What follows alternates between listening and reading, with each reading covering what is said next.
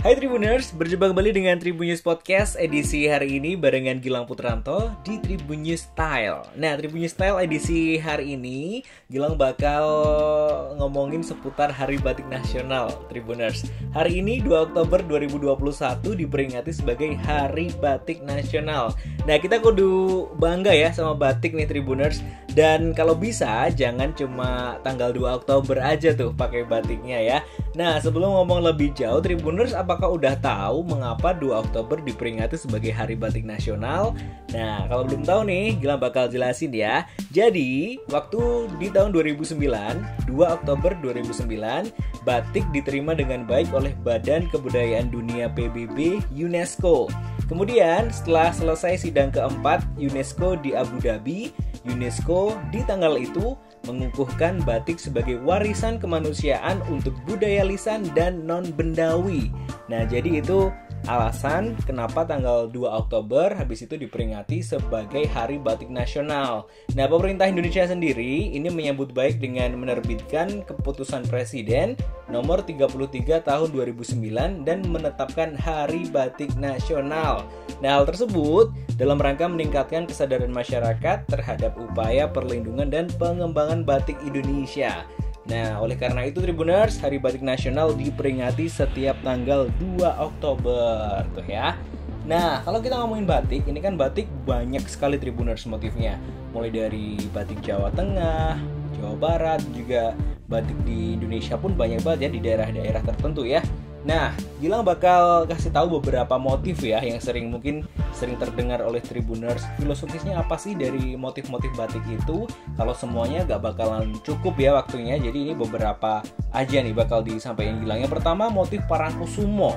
Nah, motif Parangkusumo Tribuners ini mengandung makna hidup harus dilandasi oleh perjuangan untuk mencari keharuman lahir dan batin, ibaratnya keharuman bunga.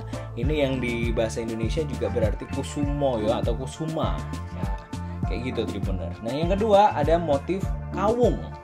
Motif kawung ini filosofisnya mengandung makna bahwa keinginan dan usaha yang keras akan selalu membuahkan hasil seperti rezekinya berlipat ganda. Nah, sudah hukum karma nih Tribuners. Seseorang yang bekerja keras pasti akan menuai hasil, walaupun kadang harus memakan waktu yang tidak sebentar nih.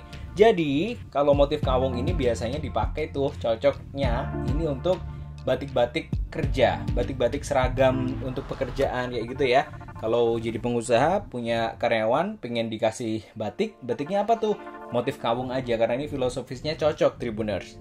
Nah, yang ketiga, ini ada motif truntum. Motif truntum ini mengandung makna tumbuh dan berkembang. Demikianlah orang Jawa selalu mendambakan bagi setiap keluarga baru nih Tribuners, supaya segera mempunyai keturunan yang akan dapat menggantikan generasi sebelumnya. Jadi truntum ini mungkin cocoknya untuk motif-motif batik para pengantin baru nih ya. Kalau mau bikin sarimbit kayak gitu, bisa pakai motif truntum. Kemudian yang keempat, motif sidomukti.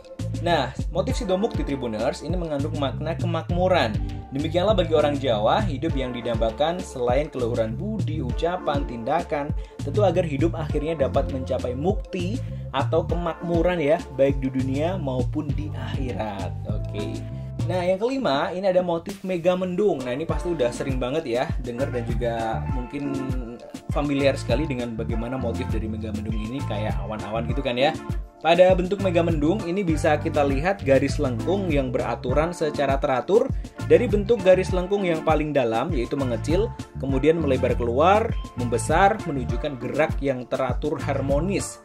Nah, bisa dikatakan garis lengkung yang beraturan ini Tribuners membawa pesan moral dalam kehidupan manusia yang selalu berubah, yaitu naik turun, kemudian berkembang keluar untuk mencari jati diri, mulai dari belajar, menjalani kehidupan sosial, agama, dan pada akhirnya membawa dirinya memasuki dunia baru, menuju kembali ke dalam penyatuan diri setelah melalui pasang surut, pada akhirnya kembali ke asalnya, atau saat nanti kita menghadap kepada Tuhan Yang Maha Esa.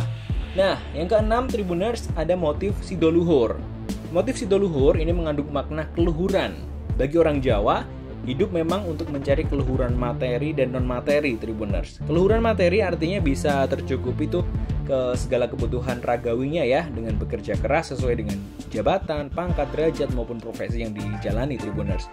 Sementara itu keluaran materi yang diperoleh dengan cara yang benar, halal, sah tanpa melakukan kecurangan atau perbuatan yang tercela seperti korupsi, merampok, mencuri dan sebagainya, itu pasti juga akan membawa keluhuran seperti makna filosofis dari motif Sido Luhur. Jadi itu 6 dari banyak banget motif batik yang ada di Indonesia yang nggak mungkin bisa Gilang sebutin ya.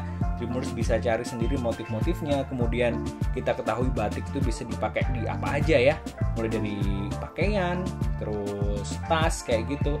Banyak banget lah yang bisa kita implementasikan untuk menjaga kelestarian batik sebagai kebudayaan asli Indonesia. Jangan sampai kalau beberapa waktu yang lalu sempat ada klaim kalau batik dari negara lain kayak gitu, kita harus memperjuangkan bahwasannya itu adalah milik Indonesia. Jadi kita sebagai warga Indonesia harus bangga pakai batik. Selamat Hari Batik Nasional. Saya Gilang Putranto. Jumpa kembali dengan Tribun News Podcast edisi lainnya. Jangan lupa untuk follow Spotify Tribun News Podcast dan juga YouTube tribunnews.com. Saya Gilang Putranto pamit. Sampai jumpa.